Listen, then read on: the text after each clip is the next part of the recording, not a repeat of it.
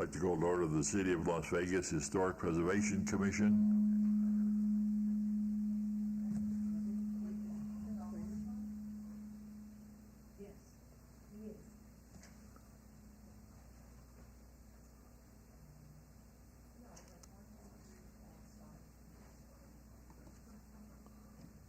All right, we'll restart. I'm not sure where the feedback's coming from, but I'd like to call to order the City of Las Vegas Historic Preservation Commission for September 27th, 2023.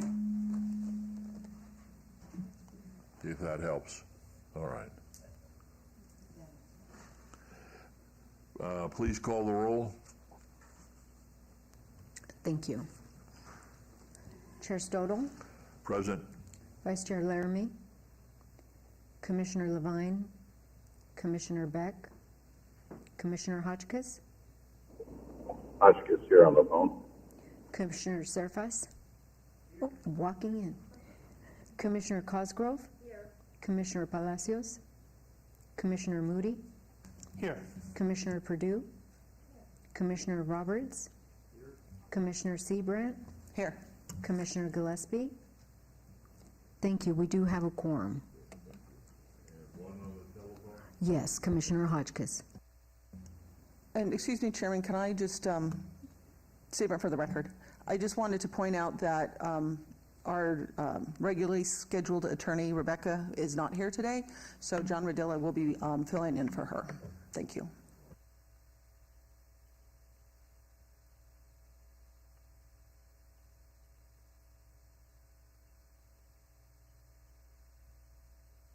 Yes, we're in compliance with the open meeting law.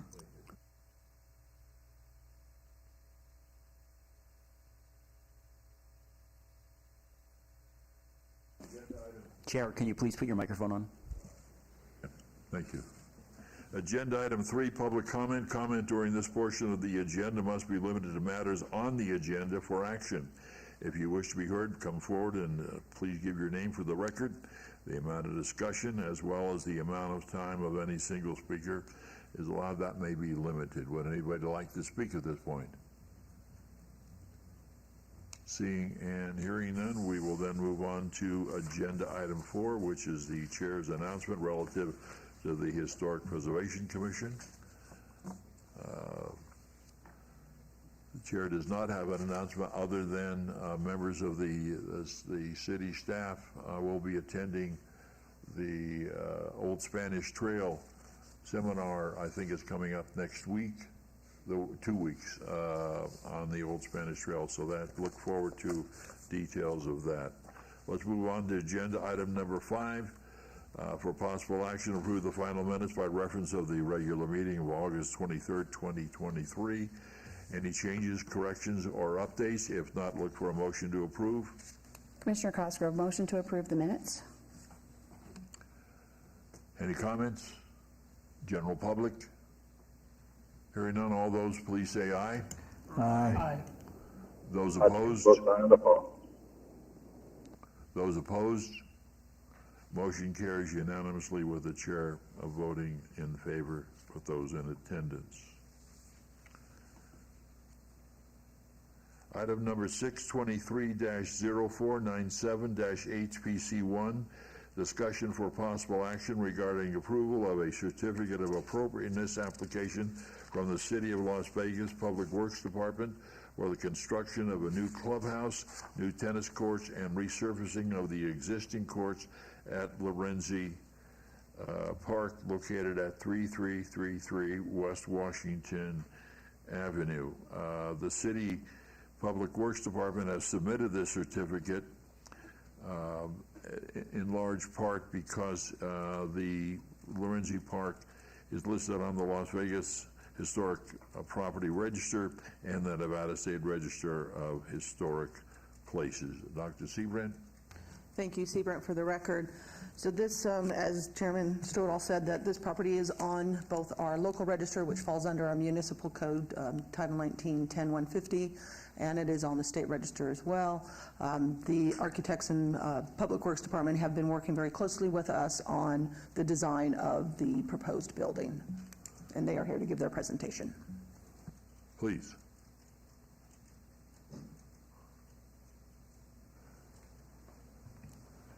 Hello. Welcome. And for those of us who are a bit hard of hearing, if you can speak right into that microphone. Sure thing. Perfect, thank you. Hi, this is Liz Duncan, City of Las Vegas Architectural Project Manager, and the consultant, Jason, will give the presentation. Oops. Yeah, good afternoon, Chairman. Good afternoon, Commissioners. We appreciate being here today. My name is Jason Andoja. Address is 314 South Water Street, Henderson, Nevada. To my right, go ahead. Nathan Edwards from TSK Architecture, Project Manager. That's the same address for Nate. So we're happy to be here today to present to you an exciting project for the City of Las Vegas, the Lorenza Tennis Court Expansion and Clubhouse. So what we're going to be showing you today is conceptual design for a expansion of the existing 10 tennis courts into 13 and then resurfacing those, as well as some additional landscaping. And then I think what the primary focus of today's meeting will be is on the 1,900-foot clubhouse. The clubhouse is replacing a trailer that's currently out there. So we're looking forward to providing these talented kids that engage with the tennis instruction out there with a state-of-the-art facility for them to both learn the sport of tennis as well as be able to be homeschooled within the facility. We believe we're in compliance with the Secretary of Interior standards as well as Las Vegas Municipal Code, and as Dr. Seabrant mentioned, we've been working hand in hand with her on coming to a solution that we think will be best for not only this particular project, but for the park and for the city.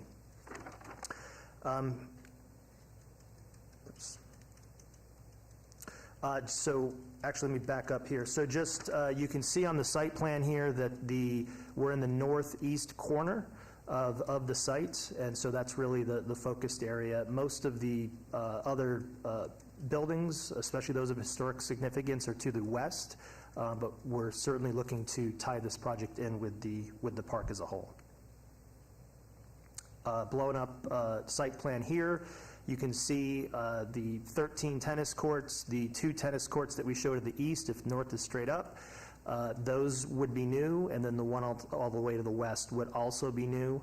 We're rerouting the pedestrian trail that used to be all the way on the east side of the site, and rerouting that to along the main drive there and back up to connect to the sidewalk on Washington.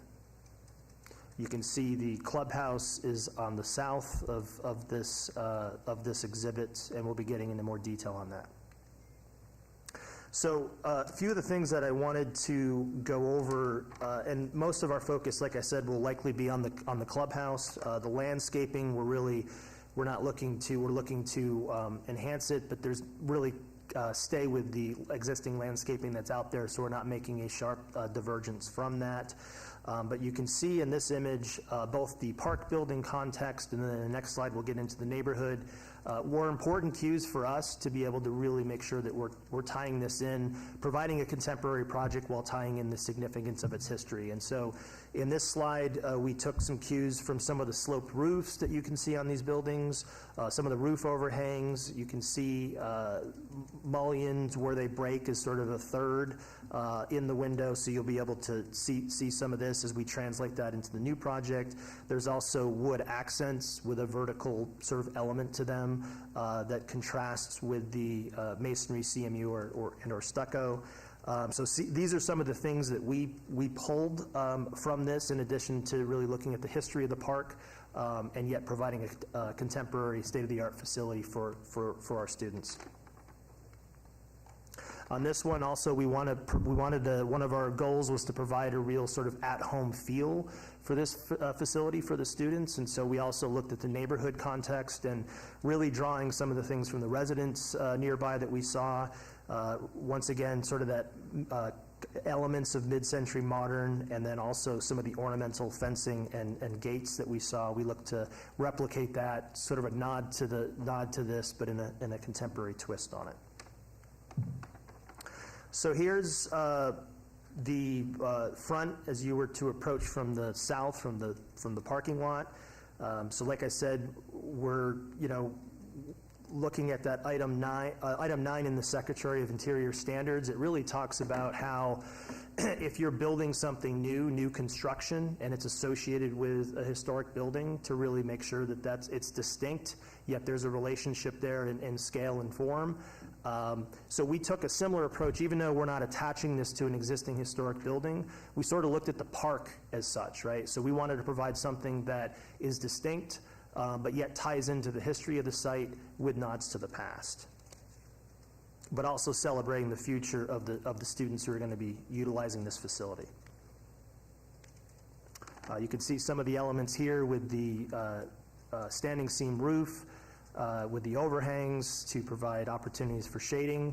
Let me go back one here. I just wanted to highlight on this slide the wood look aluminum, obviously for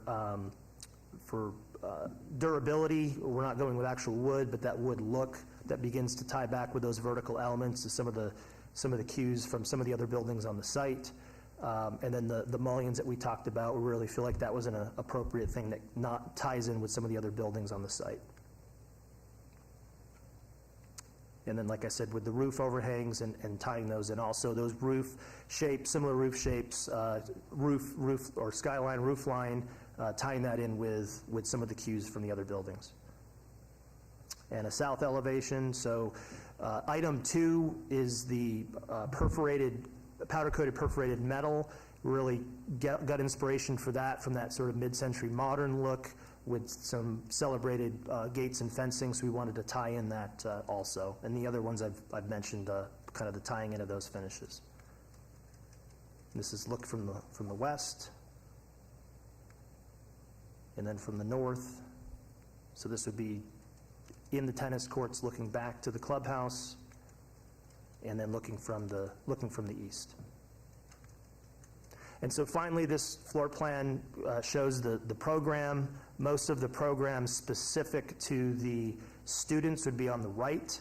And then there's also a multi-purpose room on the left, separated by a breezeway. And that multi-purpose room on the left could be used by the students, or it could be used by the community. So we wanted to make sure we separated that so it could be a distinct use, used by both. Fairly simple layout. And then it's positioned as sort of a gateway through that breezeway into the tennis court. So it's like a true procession going into the tennis court. So it's only 1,900 square feet, but it's certainly, we believe, could be a powerful project for the city of Las Vegas and something that could really enhance Lorenza Park and our students. And so with that, I will open it up for any questions you may have. Thank you very much. Questions? Questions? I got a question over here. Commissioner Roberts, for the record. The windows, are any of them going to open or operate, or are they all fixed? I believe they're all fixed, right? Yeah, they're all fixed windows. And are any of them, are they going to be, have any sort of protection or grates or gating on them?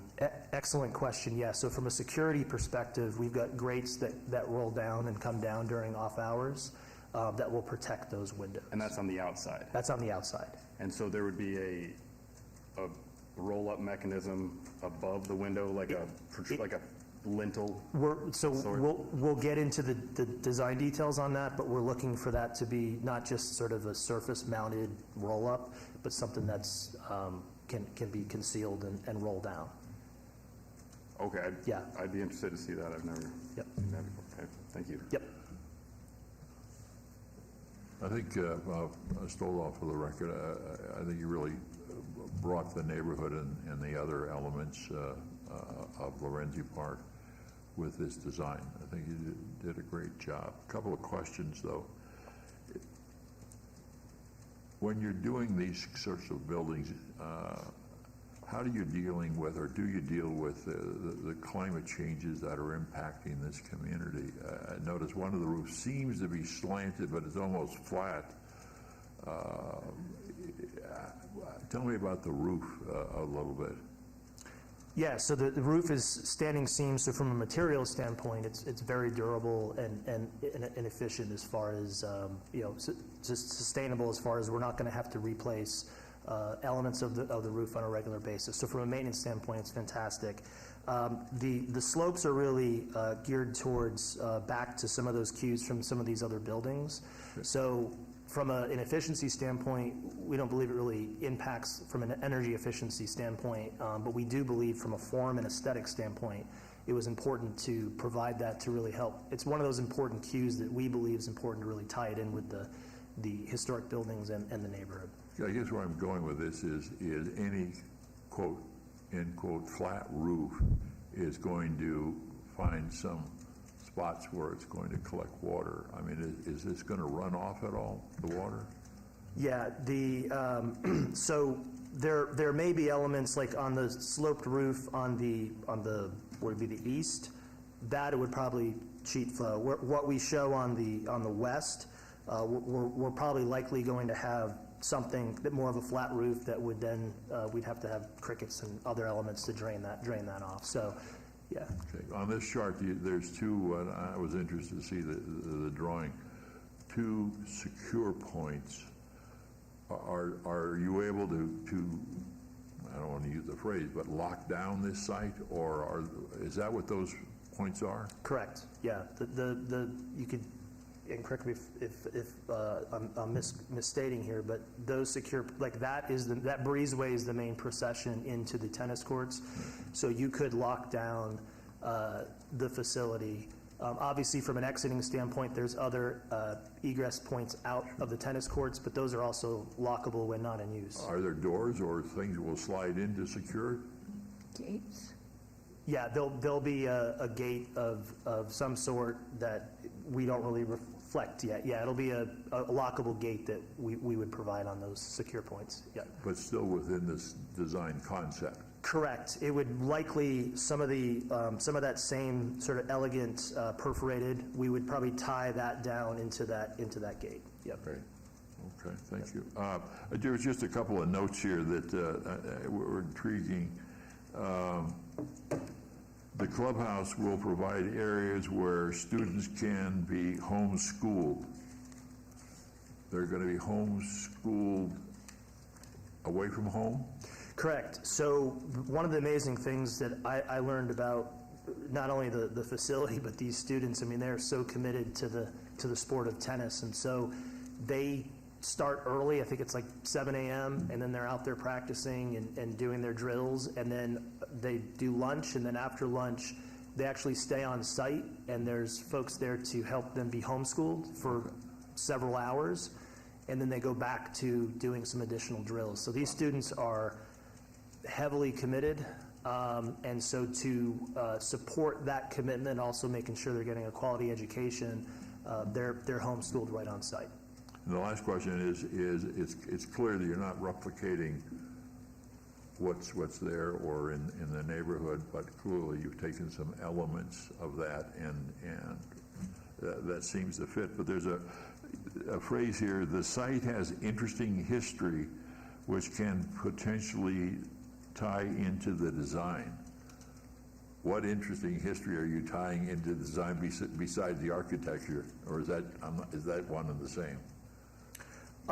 Yeah, one and the same in that we weren't really taking sort of realistic or literal cues from some of these other things, right? And I think the park, David Lorenzi and him, kind of buying the 80 acres and starting the park, and then later the Twin Lakes property and kind of what they did with that with the water features. So the park, we believe, this isn't trying to replicate kind of in a micro way what this park is all about in the macro. Okay. But we believe that tying in these cues really it's nodding to the past, it's nodding to its history, but really also looking forward with a contemporary facility for the youth. So I wouldn't say there's anything that's explicitly tying back to... You don't have a still there. Correct. Yeah. Okay. Yeah. Further comments, questions, please? Oh, turn your mic on. Oh, I'm sorry. Commissioner Perdue, I wanted to ask you, I might have missed it in your explanation, were you using solar panels on the roof? No, yes. Should you be? Or should that be considered? In other words, is the air conditioning going to be on the roof or down on the ground? Yeah, We likely on the roof. anticipate that being on, Go ahead, sorry, no, go ahead. Yep, we anticipate that being probably on the ground. right. No thought to solar at this point? We would be open to considering that as the project moves forward, if it makes sense for the project. Other questions, please? Commissioner Roberts again. I would like to see those window coverings. Sure. Because I've never seen anything that's would be considered low profile or not very obvious. Right. So I'd be excited to see that. Also, And I'm sorry, I'm not suggesting that we found a product that is extremely low profile that we're just tacking on, but I think the way we do some of the detailing around it will help not make it look like like an something was just tacked enclosure or on. something like that with a, okay, Yeah. sure. Yeah. I think that's, because that's missing from the renderings here or whatnot, and I think that's going to be a very prominent visual feature at least. So I would like to see that. And just, I'm sorry, in Please. addition to that, with the chairman's comments about those doors, we can provide a follow-up exhibit that shows what we're thinking on both of those elements so that you have a visual there of what the design direction is. Excellent, Yeah. thank you, yeah. Beyond that, is this facility going to be public, or is this a public-private partnership where people are going to, like coaches or whatever, are going to rent out the space for private lessons, or how is this going to work? Do you want to take that, Robin? As far as I know, I think it's a public-private partnership, but it's going to be mainly by one of our tennis operators. We'll be dealing with a lot of the scheduling for all that, but it'll still be by City of Las Vegas and their Okay. operator. Okay. And is the walking path that's on the east side that's going to be vacated and built over, is that going to just dead end, or is that going to reconnect or be rerouted? That'll be rerouted, so instead of going on the east side, connecting to the sidewalk, it'll just be rerouted around the west and connect to the Washington sidewalk. Okay, so it Yeah, so doesn't, instead of going along the east between the properties, it's just going to go along the west, okay, on the other side of the, so it's vacated at the north end as well then? And it won't pass the building on the north end either? correct. Okay, Yeah. okay. And then, do you guys have I'm curious about the cost and the timeline for this. Is there an identified rough cost or a rough timeline, whether it's start date or construction timeline? The approximate timeline would be around a year or less to complete the construction documents, and then about another year on average to do the construction. So we're looking still a little ways out for that being actually complete. This has already gone to bid and there's a identified contractor? No, this Oh, it has is still really, really early in the process, so, not. Okay. yeah.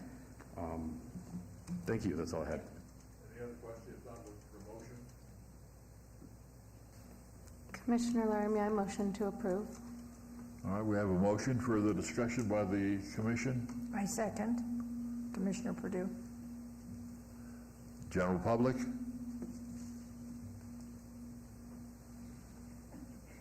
Hearing none, all those in favor, please say aye. Aye. Hotchkiss votes aye on the phone. Those opposed? Motion carries unanimously with the chair voting in favor. The only I'd ask if there's any major changes over the next 24 months, please come on back. But I don't speak for the entire commission, but I think you really did a nice job at bringing it all together, and it stands out because it's a nice piece, but it's also a piece of architecture, but also melds in with the rest of the site. So nice job. Thank you very much. Thank you, everybody. Yep. I do have one question. The exhibits that you'll be looking for, what is your timeline for wanting those, like a couple of weeks or so? I don't think that there's a hard timeline on this. I think the board has said, go for it. Perfect. And if there's any major changes, to please come on back. I mean, significant, but otherwise it would be just for the board's information, so. Fabulous. This is not FedEx. Perfect. Thank you.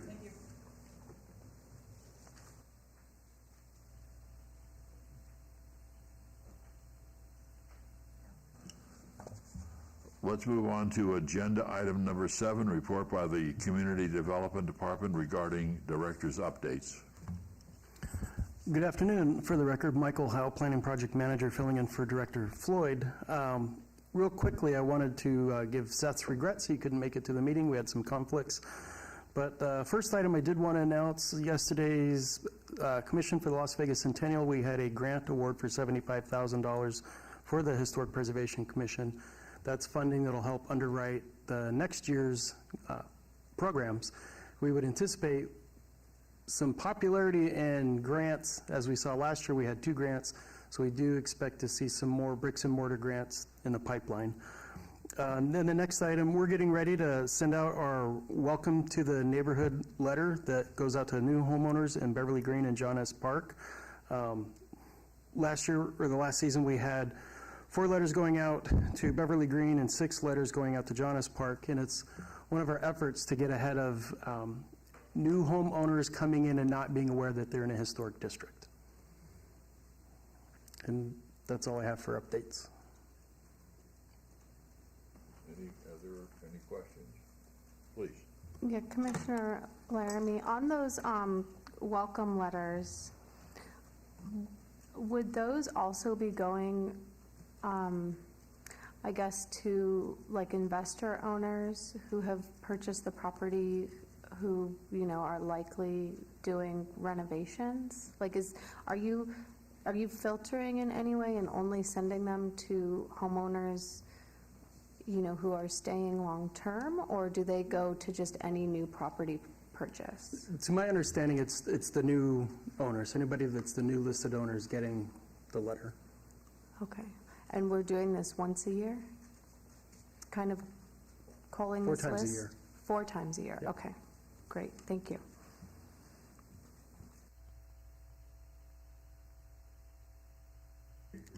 Your mic, please. Excuse me. Keep hitting you. Item number 8, report by Community Development Department regarding the project update list. Dr. Seabrant? Thank you, Seabrant, for the record. So just really quick updates that we still have several of our surveys still in progress, including Cliff May, Rafael Rivera, also known as NERSA, and the Twin Lakes survey. Design review guidelines have been completed, and we will have them on our October agenda. The land acknowledgement plaque has been completed, the West Side Alumni Book has been completed, and the bricks and mortar grant for 1302 South 6th Street has been completed, and the homeowner for that property will give his final report in October, and the 1100 South 6th Street bricks and mortar grant, that is now in progress. Also, the Christensen House nomination from the West Side Survey, that is on SHPO's meeting in December. And other than that, remember, we do have our Historic West Side School Centennial Celebration Saturday. The 30th is Saturday. I did send an email to those commissioners that have volunteered, thank you very much, about schedules and where to park. There is the parade that starts at 10 a.m. The best viewing is going to be over on Jackson Avenue, where there's the stage set up. And then the parade ends at the West Side School, approximately 11 o'clock. But that is when the event will start, and it will start with, we'll have a drum circle, we'll have speeches from Councilman Creer, as well as some other dignitaries, and then the land acknowledgement, and then from there will be singing and dancing and bands from culturally diverse people and groups and bands. And then there also will be food vendors. We, of course, have our booth there. There's other community booths that will be distributing information for the community. And then for the children, there's a day planned of old-timey activities of jacks and skipping rope and hopscotch. And so it should be a really great day for our families or adults, and it all wraps up at 4 p.m. That's great, and it really is an important celebration. The 100th it represents so many different levels of preservation of our history, not only just the buildings, but what's taken place at those buildings. And sadly, I will be out of town, and this is, I think, as Councilman Creer mentioned yesterday, this is potentially one of the most important historic sites and cultural sites in our community, along with the old Mormon Fort, Elliott Stewart Ranch. There's lots of things that the city has done to preserve our history in a community that doubles its population every 20 minutes, and we're just a very fast-growing community. But really encourage other members of the Historic Preservation Commission, if they can, to get out and enjoy the event. I'm just very happy that school has survived and is, not only that, life is being put back into it, and it's going to be a wonderful center. Already is, but it's going to even be better as the 100 plan moves forward. So, any questions, any comments? Seeing none, then let's move on to the next item, which is item number 9, 23-0498-HPC1, report by the Community Development Department regarding historic and archaeological resources in the local media. Anything to highlight there, Dr. Seabrand? No. Okay. And again, if any of the commissioners see something that is worthy to share with the rest of the commission, please send it to a link to Dr. Seabrand so she can pass it to the rest of us. Then let's move on to number 10, discussion regarding future topics or topics for future agenda items. Comments made during this portion of the agenda by individual members of the commission shall solely be those proposals for future agenda items, and any discussion we have shall be limited to whether or not that proposed item is within the purview of the commission and whether or not such proposed item should be placed on the agenda. No discussion regarding the substance of any proposed topic shall occur, and no action shall be taken. Is there anybody that would like to put something on one of our future agendas? I would. Please. Commissioner Roberts, for the record. This is in regards to the bank building at 801 or 841 East Charleston that we had recently added to the list of endangered properties. I would like to request a status report. I'd like to know what is the history of the building, if the building has been documented. My concern is that we know that it's in danger because it's on our endangered list, but it seems that it might be in more imminent of danger than some might suspect. I'd like to also know if there's ever been a recommendation for a determination of eligibility to the National Register, if the building has ever been photo documented, interior and exterior, and if I'd actually like to know if there's been a demo permit filed. I know that we have a very short timeline for a demo permit of 48 hours, so if I'm requesting that now and we wait till next meeting, likely the building could be demolished in that time. So if a demo permit has been filed, I'd like to know what the date of that demolition is. Okay. Is that a bank building, or? Is it Pioneer or Frontier? It was originally, I'll see Brent for the record, Pioneer Bank, then Savings and Loan. Savings and Loan, then U.S. Bank, I think it was the last one. It's the building that's in the medium at 8th in Charleston. It has the giant breeze block. Okay. Yeah. Well, the building does have a colorful financial history as well. All right, thank you. Any further questions, comments? Hearing none, then we'll move on to citizen participation, which is agenda item 11. And since there are no citizens here, I don't feel the need to read the entire thing, other than this would be the time for the general public to come forward and make any comments. Hearing and seeing none, the next item on the agenda is we are adjourned. Other than thank you, Dr. Seabrand and staff. I really thought that the presentation by the city folks, it was a nice job. So look forward to any further updates on that.